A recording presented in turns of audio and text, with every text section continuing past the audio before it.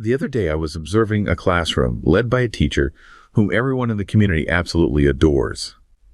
He's the type who speaks with a gentle fatherly warmth, constantly reminding his students that everything he does, every long lecture, every strict rule, is because he cares deeply about their future. You could see it in his eyes. He truly believed his good intentions were a sacred shield, protecting him from any possible fault. To him, being a teacher wasn't just a job. It was a high moral calling. But then, a student in the middle row raised her hand. She didn't even disagree with him. She just asked if they could look at a certain topic through a different lens, maybe something she'd seen in a recent digital documentary. The shift in the room was chilling. That warm, crinkling smile on the teacher's face didn't just fade. It turned into a mask of wounded pride. He didn't engage with her idea. Instead, he sighed heavily, looked at the rest of the class, and said, "It's a shame that when I try to give you my best, some people choose to be difficult." In his mind, he had just performed an act of discipline. He felt that familiar, deep-down satisfaction of a mentor correcting a wayward soul. He wasn't trying to be a villain. He was convinced he was being a martyr for the student's own good. The student, of course, went silent, retreating into her notebook. That instantaneous pivot from nurturing educator to offended authority is something we see in schools everywhere. We've been conditioned to believe that in education, a good heart is the ultimate currency. We treat intent as an ironclad defense against any critique of outdated methods or intellectual rigidity. But when a teacher's good intentions become a wall that prevents them from ever being questioned, the classroom stops being a place of growth and starts being a room full of echoes. It forces us to ask a very uncomfortable question. At what point does doing it for their own good actually start doing them harm? Wow. I mean, that is a profoundly unsettling image to start with, isn't it? It's the speed of that change. The idea that warmth can be a mask for rigidity. Yeah. It brings us right to the heart of the mission for this deep dive. Exactly. We are analyzing a stack of materials today that really force us to look at the conflict between what we might call sentimental education, the kind that prioritizes the teacher's feelings, their intentions, that romanticized notion of the classroom. The good heart model. The good heart model, yes. And effective education, which is about something else entirely. It's about actual measurable capacity.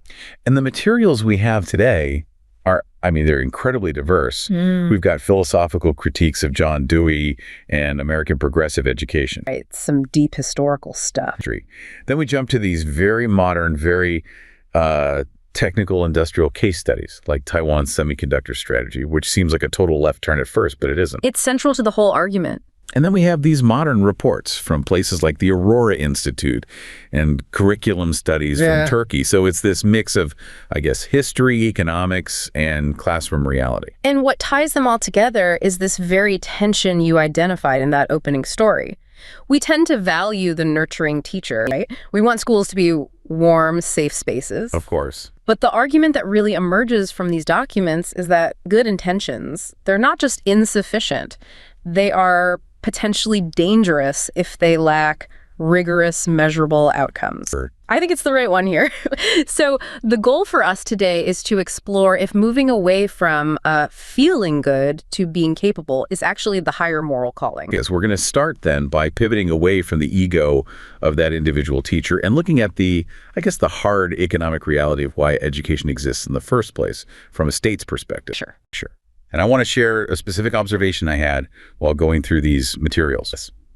Analyzing how prioritizing measurable educational outcomes over pedagogical intent directly contributes to the state capacity model by optimizing the national talent pool for high-tech industrial output and global competitiveness. This is where we really have to put aside the romance of the classroom for a moment and look at the machinery of the state. Your observation aligns perfectly with the history of the Taiwan semiconductor strategy. It is just a fascinating case study in what's known as the developmental state model. And when we think of Taiwan today, we think of chips. We think of TSMC. We think of, the highest tech manufacturing on the entire planet. Absolute cutting edge. But this didn't happen because schools were focused on student-centered happiness or creative self-expression. The developmental state model, as you see in Taiwan, and you saw similar things in Japan and South Korea after the war, is based on this idea that the government doesn't just sit back and hope innovation happens. It's not laissez-faire. No, it's the opposite. They engineer it. They actively intervene. The Taiwanese government, back in the 60s and 70s, they looked around and identified a pretty stark reality: a total lack of natural resources on the island. Right. No oil, no major minerals.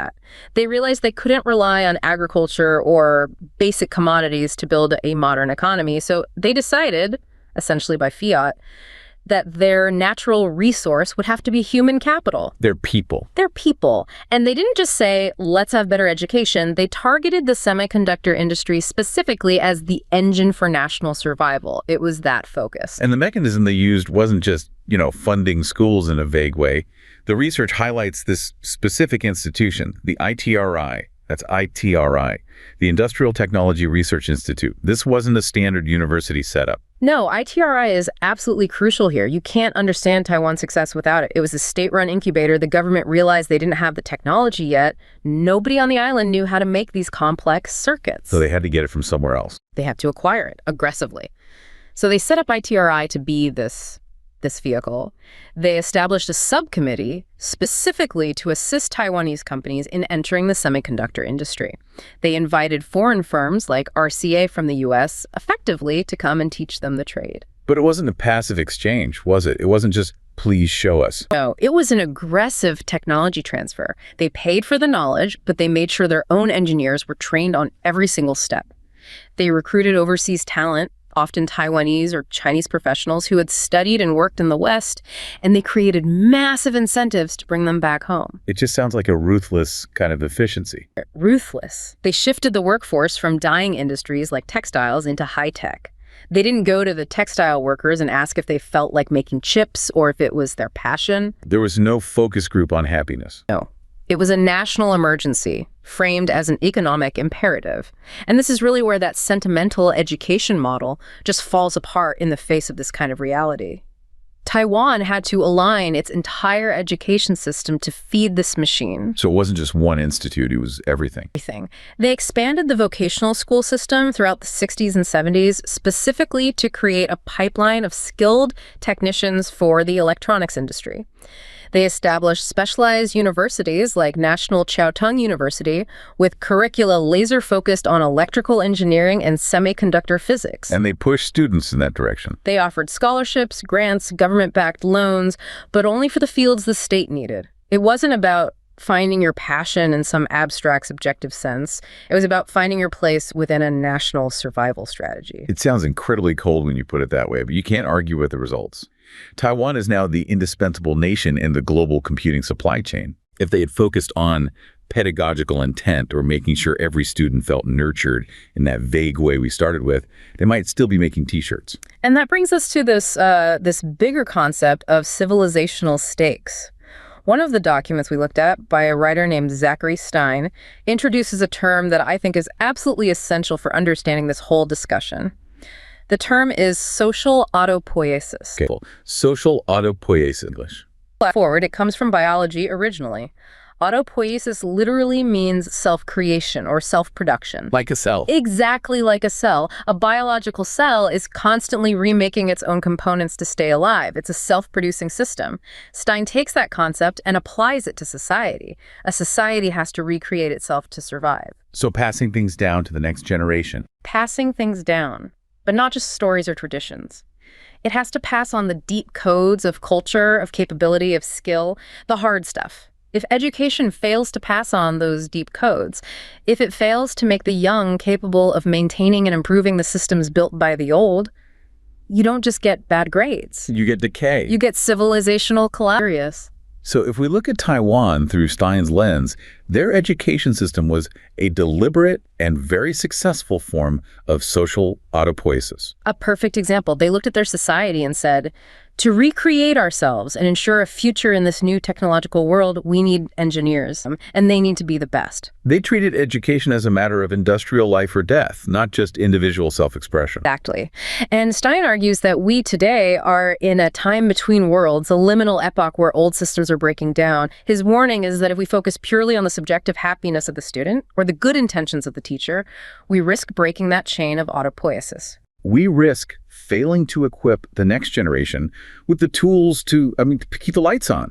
literally and metaphorically. Here. But isn't this view too industrial? It feels, I don't know, it feels dehumanizing to strip away the emotional, the personal component of learning, to see kids as just cogs in a machine. That is the common critique. It's the immediate, visceral reaction, right? Yeah. But let's look at the Turkey curriculum study that was in our materials, because this study examined middle school curricula and teacher perspectives regarding these new OECD 2030 competencies, global citizenship, critical thinking. The softer skills. The softer skills. And what they found was this stark, unavoidable clash between idealism and reality. The study mentioned the exam group, which I thought was a telling phrase. It's referring to the 8th graders who are just cramming for their high school entrance exams. Yes, and the teachers in the study were incredibly blunt about it. They explicitly stated that while they might want to teach global competencies or sustainability or social emotional skills, The things that sound nice. the things that sound nice and are promoted by international bodies,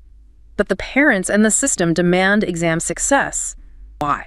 Because in a volatile economy, parents know that competency, in a vague sense, doesn't pay the rent. It doesn't put food on the table. A high exam score does. A high exam score gets you into the better high school, which gets you into the better university, which gets you the stable job. So the cold system, the one focused on rigorous, measurable academic output, is often the one that parents believe actually secures a future for their child. They see it as the only path. The coldness is a form of protection. It's the armor you alluded to earlier. So when a parent in Turkey demands that a teacher focus on the math test rather than a world citizenship discussion, they aren't being narrow-minded. They're being survival-minded. They're trying to ensure their child has the hard skills, the credentials to navigate a hyper-competitive global economy. The romantic ideal takes a back seat to that reality. This leads us perfectly into the next narrative. We've talked about the state level, the big economic picture. Now, I want to zoom in on the institutional level, the teacher level, because I saw another report in our stack that really brought this home. It's about investigating the institutional necessity of mandatory teacher, professional development, and performance-based accountability systems as a collective survival strategy to prevent civilizational stagnation caused by outdated educational methodologies. Right. So this narrative shifts our focus from the what of education, the curriculum, to the how. Specifically, how do we manage the teachers themselves? We're moving from the developmental state to what you could call the machinery of accountability. And the story I just read mentions a young educator who initially protested the coldness of these new mandates. She feared losing the human touch. A very common fear. But then she underwent mandatory professional development, and her perspective shifted. She began to see her role differently, not as a moral guardian, but as a critical node in a collective survival strategy. That phrase, moral guardian, is so key. It connects right back to the critique by Edmondson of John Dewey and what he calls the decline of American education. Right, the progressive education movement. Edmondson argues that the sentimental model of teaching, which is often associated with progressive education, relied so heavily on the personality of the teacher. The teacher was supposed to be a guide, a friend, a mentor. The person with the warm, crinkling smile from the intro. Exactly. But Edmondson argues that this actually, paradoxically, eroded teacher authority. So, you would think being a mentor gives you more authority, not less. It's a subtle point. Edmondson's argument is that by abandoning the canon, the traditional rigorous curriculum of shared knowledge, and replacing it with experimentalism and student-directed activity, the teacher lost their standing as the expert. If the class is just about exploring feelings and individual interests, then the teacher is just another person in the room with an opinion. They lose their claim to objective knowledge. The new mandates mentioned in your observation, the data-driven rigor, the accountability systems, are, in this view, essentially a way to reestablish professional authority, not based on personality, but on competence. But there's a critique of this too, right? We see in the materials Lovett discussing instrumentalism. Lovett seems very worried about this pivot. Yes, and it's important to give that view its due. Lovett critiques instrumentalism, which is the idea of treating education merely as a tool, an instrument for economic output, or for ticking a series of boxes. Just a factory for workers. Lovett argues that this kind of approach defies advanced conceptions of knowledge. He worries that if we only focus on what can be easily measured, the data, the test scores, we lose the holistic aspect of learning. We lose imagination, moral development, aesthetic appreciation. That sounds like a very valid concern. I mean, we don't want robots teaching robots. It is a valid concern. However, and this is the pivot point in the whole debate, We have to juxtapose Lovett's worry with something like the Aurora Institute report on competency-based education. Because the Aurora report argues that the old sentimental model, the one Lovett is implicitly defending, often relies on something insidious, time-based education. And time-based means what? Basically, you sat in this chair for a year, so you pass. We call it seat time. The traditional system says you attended the class, you were a nice kid, the teacher liked you, here's your C+, move on to the next grade. That is the sentimental trap. It feels kind in the moment. You aren't holding the kid back. You aren't hurting their feelings. It feels kind, but in reality, you are passing them along with potentially huge gaps in their knowledge. You are committing educational malpractice with a smile. Whereas the ruthless model, or what the Aurora Institute calls competency-based education, it shifts the focus entirely to mastery. Right. In a competency-based system, you don't move on until you have proven you know the material. It doesn't matter if it takes you 6 weeks or 16 weeks. It doesn't matter if the teacher likes you. The only thing that matters is, can you do it? And the dignity mentioned in that story comes from this. So, it's arguably more caring and more respectful to a student to ensure they actually know the material, to give them that measurable growth, than to just pass them along with good intentions and a pat on the head. That connects to the mandatory professional development part of the story. The Aurora Institute argues that being an educator can't be a static role anymore. They use a great phrase, reciprocal accountability. What does that mean? It means if the system demands more from students like actual mastery, not just seat time, then the system must demand more from teachers. Educator cannot be a tenure protected identity where you can just do the same thing for 30 years while the world changes around you. So it requires relentless upskilling. Relentless. The teacher in your story had that realization. Her romantic view of teaching, just being a good, caring person in the room, wasn't enough. She needed to be a technician of learning. She needed to understand the data, adapt her methods. She needed to become that critical node you mentioned, ensuring that knowledge transfer actually happened and could be proven. It reframes the teacher not as a friend, which is a word that comes up in some of the East-West comparisons, It does. but as a competent professional. Yeah. And frankly, I'd rather have a surgeon who's a competent professional than one who's just a really nice friend but doesn't know where to cut. And this leads to a broader cultural clash because this tension between intent and outcome is playing out on a global scale. Which brings us to my third observation. I was browsing a comparative study on global education systems, and I found this perspective just incredibly striking. It's examining how the rejection of good intentions in favor of quantifiable educational rigor and professional accountability provides tangible proof of Eastern institutional efficacy, contrasting sharply with perceived Western educational decline rooted in subjective pedagogical philosophies. This is the clash of philosophies writ large. We have a document in the stack that explicitly titles this Western and Eastern educational philosophies, and it lays out a binary that is, frankly, pretty stark. The story mentions a parent moving their child back to the East because they felt the Western focus on pedagogical intent and student-centered happiness was leading to a decline in fundamental literacy. I mean, that is a heavy accusation. It's a damning indictment, but the comparison in the source material supports that distinction. The analysis shows that the Western model, and this is a generalization, of course, tends to focus on active learning, student-centeredness, and most importantly, the use of praise and compliments to boost a student's self-concept. The self-esteem model. The self-esteem model. The core idea is that if a student feels good about themselves, they will be motivated to learn. And the Eastern model. The Eastern model, according to the comparison, is almost the polar opposite.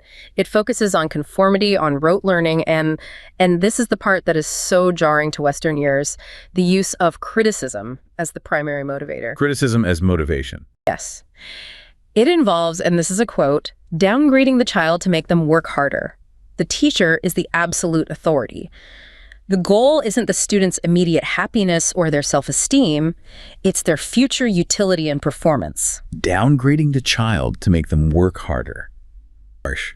It's that tough love concept from the story, but amplified. It is harsh, but the parent in that story views this harshness as necessary.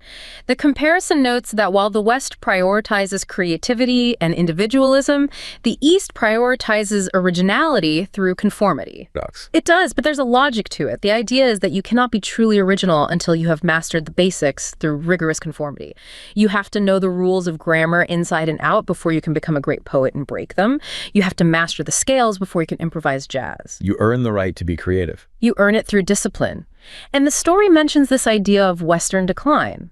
This aligns directly with Edmondson's argument again, doesn't it? Yes. Yeah. Because Edmondson argues that by abandoning tradition and Western values, which, oddly enough, in this educational context, align more with the rigorous, authority-driven Eastern style he's talking about. The classical model. The classical model, yes.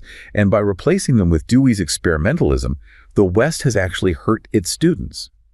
Edmondson's claim is that Dewey's rejection of the canon, his focus on social endeavors rather than strict textbook learning, left generations of students without the core knowledge needed to even participate in a complex democracy.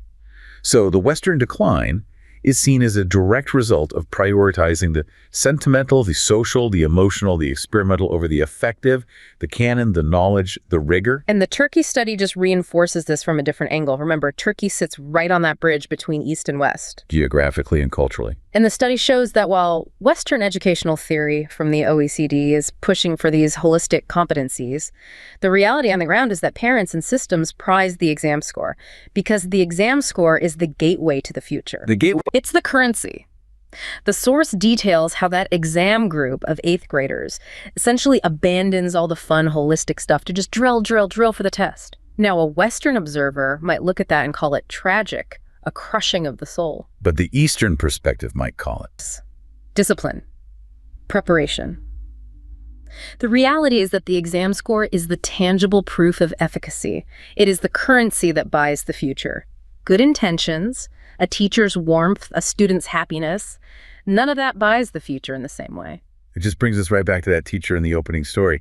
He thought he was nurturing. He thought his fatherly smile was the most important thing he could offer. But he was just creating echoes in a closed room. He wasn't preparing that student for the reality of the world. Stein's warning about the time between worlds is so relevant here.